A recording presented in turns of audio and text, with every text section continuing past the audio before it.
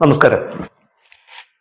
ഇന്നത്തെ ടിപ്സ് എന്ന് പറയുന്നത് പ്രധാന വാതിലിന്റെ മുന്നിൽ പാടില്ലാത്ത, അതായത് നമ്മുടെ വീടിന്റെ പ്രധാന വാതിലിന്റെ മുന്നിൽ വയ്ക്കാൻ പാടില്ലാത്ത കുറച്ച് ചെടികളും അതുമായിട്ട് ബന്ധപ്പെട്ട വരാൻ പാടില്ലാത്ത കുറച്ച് ഐറ്റങ്ങളെ കുറിച്ചാണ് ഇന്നത്തെ വീഡിയോയിൽ പറയുന്നത്. കാരണം വെച്ചാൽ നമുക്ക് എപ്പോഴും പല പല പ്രശ്നങ്ങൾക്കും നമുക്ക് കാരണം നമ്മൾ അറിയാതെ വീടിന്റെ മുന്നിൽ വളരുന്ന ചില ചെടികളിലും അതേപോലെ തന്നെ അങ്ങനെയുള്ള കുറേ കാര്യങ്ങളിൽ ഒത്തിരി നെഗറ്റീവ് നമുക്ക് ഫീൽ ചെയ്യാറുണ്ട്.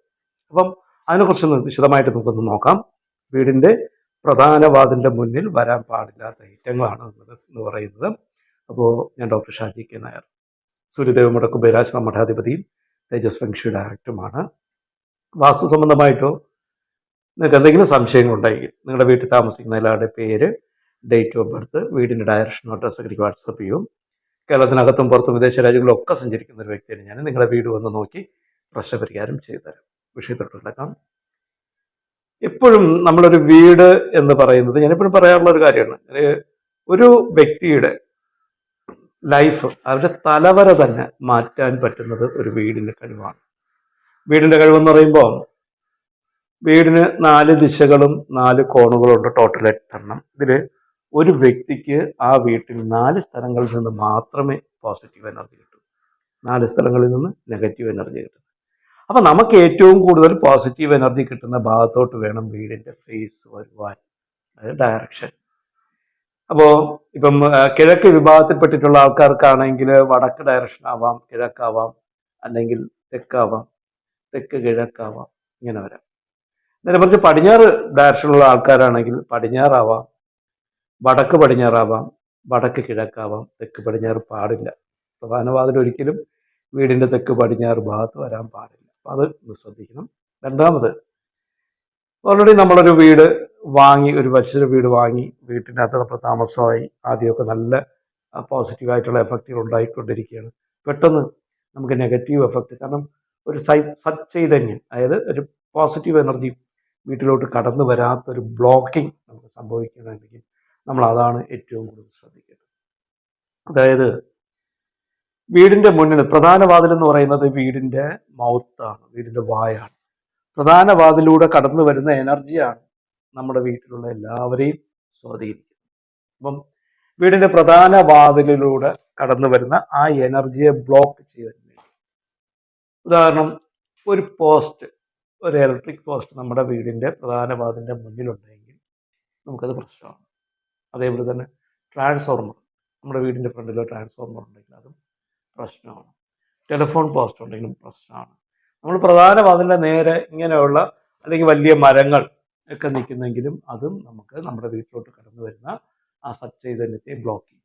അതേപോലെ തന്നെ ഇപ്പം അവിടെ അങ്ങനെയൊന്നുമില്ല, നമ്മളൊരു ചെടി, ഒരു എന്തെങ്കിലും ഒരു ചെടി എന്തെങ്കിലും കൊണ്ട് നട്ടു, അതങ്ങ് വളർന്ന് വലുതായി വരുമ്പോൾ അതും ബ്ലോക്ക് ചെയ്യാൻ ചാൻസ് വളരെ കൂടുതലാണ്. അപ്പം പ്രധാന വാതിലിൻ്റെ കൂടെ കടന്നു വരുന്ന ചൈതന്യത്തെ ബ്ലോക്ക് ചെയ്യാൻ വേണ്ടിയുള്ള ഒരു സാധനങ്ങളും പ്രധാന വാതിലിന്റെ മുന്നിൽ പാടില്ല എന്നാണ് പറയുന്നത്. അപ്പം നമ്മുടെ വീടിന്റെ പ്രധാന വാതിലിൽ നിന്ന് നോക്കുമ്പോൾ ഒരു 10-20 അടി അപ്പുറത്തൊക്കെ ഒരു പോസ്റ്റ് ചെയ്യുന്നൊരു പ്രശ്നമൊന്നുമില്ല. ഒരു 10 അടിക്ക് അകത്ത് നിൽക്കുന്ന പോസ്റ്റും ഇതേപോലുള്ള കാര്യങ്ങളൊക്കെയാണ് ഏറ്റവും കൂടുതൽ നെഗറ്റീവ് നമുക്ക് എഫക്ട് ചെയ്യുന്നത്. 2, വീടിന്റെ പ്രധാന വാതിലിലൂടെ നമ്മൾ നോക്കുമ്പോൾ ഏതെങ്കിലും അമ്പലങ്ങളുടെ കൊടിമരമോ പള്ളിയുടെ കുരിശോ അല്ലെങ്കിൽ മുസ്ലിംകളുടെ മിനാറയോ ഇങ്ങനെയൊക്കെയുള്ള കാണാൻ പറ്റിയാൽ അതിൽ നിന്നും നെഗറ്റീവ് നമുക്ക് ഉണ്ടാവാൻ ചാൻസ് വളരെ കൂടുതലാണ്.